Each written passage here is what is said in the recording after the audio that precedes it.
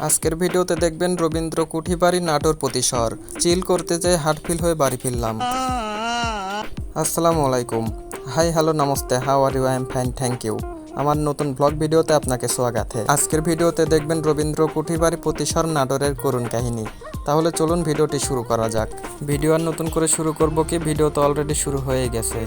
দেখতে থাকুন আর এনজয় করতে থাকুন। আজকে আমি যাচ্ছি আর আমার সাথে আছে বগুড়ার কৃতি সন্তান সদরুদ্দিন নানা।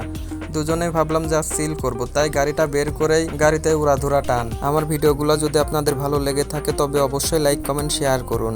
আর এমনই আনকমন বিনোদনমূলক ভিডিও পেতে অবশ্যই পেজটি ফলো দিয়ে সাথে থাকুন। ঘুরতে যাব তাই প্ল্যান করে রেখেছিলাম অনেক দিন ধরেই, তাই আর দেরি করলাম না। খাড়া দুপুর বেলায় ঘুরতে যাওয়ার ইচ্ছা জাগলো। খাড়া দুপুর সময় যাচ্ছি টান রোদের মধ্যে, সবুজ ঘাস আর গাছের পাতা আমাকে কাছে টানে। রাস্তার ভিউটা অস্থির লাগতেছিল, তাই ভিডিও করতেছিলাম। মানুষজনের সংখ্যা কম, তারপরেও সিল করতে করতে আমি আর সদরুদ্দিন নানা ফুল দেখতে দেখতে যাচ্ছিলাম। এই পথ যদি না শেষ হয় তবে কেমন হতো তুমি বলো তো। তাই কবি বলেছে, শেষ ভালো যার সব ভালো তার। তাই এর শেষ দেখার জন্য যাচ্ছি। অবশেষে চলে এলাম সেই কাঙ্ক্ষিত গেটের সামনে। গেট পার হয়েও তো 2 কিলো রাস্তা চলে আসলাম, তারপরেও সেই কাঙ্ক্ষিত জায়গা পেলাম না। ডান দিকের এই দেওয়াল দেখে আমার মনের ভিতর সন্দেহ হলো যে এটা হতে পারে, তো আসলে এটাই। গাড়িটা পার্ক করে তো দেখি যে রবীন্দ্রনাথ এই জায়গা আরামসে বসে আছে এই খাড়া রোদের মধ্যে। এই সেই পুরনো আত্রাই নদী। অনেক নাম শুনেছি কিন্তু কোনোদিন চোখে দেখিনি, আজকে নিজের চোখে দেখে গেলাম। এটা পানি আসলে নাকি আরো অনেক সুন্দর দেখা যায়। নদীর পাড়ে ঘোরাঘুরি শেষে গেটের সামনে চলে গেলাম।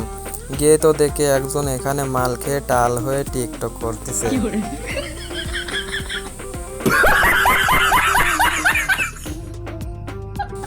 গেটের কাছে গিয়ে অবশেষে জানতে পারলাম আজকে সময় শেষ, বিকেল 5টা পর্যন্ত খোলা থাকে। তাই বাইরের ভিউটা নিচ্ছিলাম আর ভিডিও করতেছিলাম। অনেক মানুষ বাইরে দেখে ঘোরাঘুরি করতেছে। আর এই একটা পার্ক আছে তার সামনে, এখানে 20 টাকা টিকিট, মাঝে মনে হয় 10 কাঠা জমি। সদরুদ্দিন নানাকে বললাম ভিতরে তো ঢুকতে পারলেন না, এদিক ওদিক তাকিয়ে দেখেন। সদরুদ্দিন নানা আমাকে শেষ পর্যন্ত বলল ভিতরে তো যাইতে পারলাম না, কি আর করার, বাইরে দাঁড়ায় একটা সেলফি তোলো। সেলফি তোলা শেষ করে চলে আসলাম সেই কাঙ্ক্ষিত গেটের সামনে। মনে হচ্ছিল বাড়িতে চলে যায়, দেখার মতো আর কিছুই নাই। তারপরে দেখি মানুষজন এখনো আসতেইছে, তারপরে আর কি আর করার, একটু দাঁড়ালাম। অনেক দূর থেকে আসলাম, খায়ে না খায়ে টাকা তো উসুল করে যাওয়া লাগবে।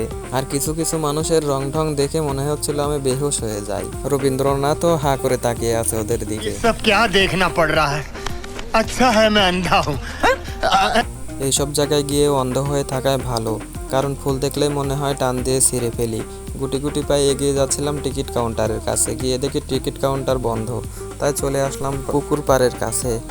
দাঁড়ানোর মতো এই একটা জায়গায় আর দেখার মতো শুধু ওই জাদুঘর ছাড়া আর কিছুই নাই।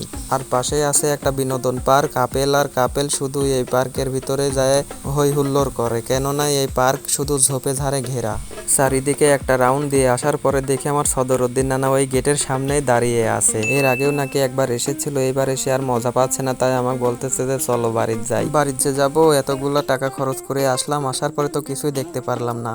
আর একটা রাউন্ড দিয়ে আসার দরকার। কোথায় আর ঘুরবো, শুধু পার্ক আর কয়টা ফুলের গাছ ছাড়া আর কিছুই নাই এখানে। রোদের মধ্যে কিছু ভালো লাগতেছিল না, তাই চলে যাওয়ার সিদ্ধান্ত নিলাম। চারিদিকে ঘোরাঘুরি শেষ করে এখন যাচ্ছি বাইকের কাছে। আসলে এখানে দেখার মতো কিছুই নাই। গ্যারেজে যে বুলেটটা রেখে দিয়েছে 20 টাকা দিয়ে, 20টা টাকাও আমার জলে গেল। কানার মতো ঘুরে ফিরে সেই বট গাছের নিচে আসলাম। এই পার্কের ভিতরে কি আছে বাইরে থেকে দেখা যাচ্ছে, তাই আর ভিতরে গেলাম না টাকা খরচ করে। দেওয়ালে লেখা আছে ভিতরে ছবি তোলা নিষেধ, তারপরেও আমি একটু ছবি তুললাম। ভিতরে সদরুদ্দিন নানা কি যেন দেখলো, দেখার পরে তার রিয়াকশন দেখুন।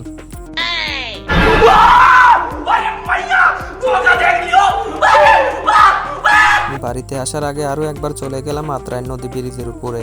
ব্রিজের উপর থেকে চারিদিকে অনেক সুন্দর লাগতেছিল, বেলা ডুবা ডুবা ভাব, সন্ধ্যা ঘনিয়ে আসতেছিল। তারপরে দেখি অনেক মানুষজন জড়ো হচ্ছে আস্তে আস্তে। আর ডানে বামে তাকিয়ে দেখি কিছু ফুল থোপায় থোপায় ধরে আছে। কবি তো এমনি বলেছিল না যে সব ভালো যার শেষ ভালো তার। সব ভালো থাকুক বা না থাকুক, শেষের টুক অনেক ভালোই লাগতেছিল। সদরের নানা আর দাঁড়ালো না, অবশেষে বাড়ি আসার পালা। আমার ভিডিও যদি আপনাদের ভালো লেগে থাকে অবশ্যই লাইক কমেন্ট শেয়ার করুন। আপনার উৎসাহ আমার পথ চলার সঙ্গী। ধন্যবাদ।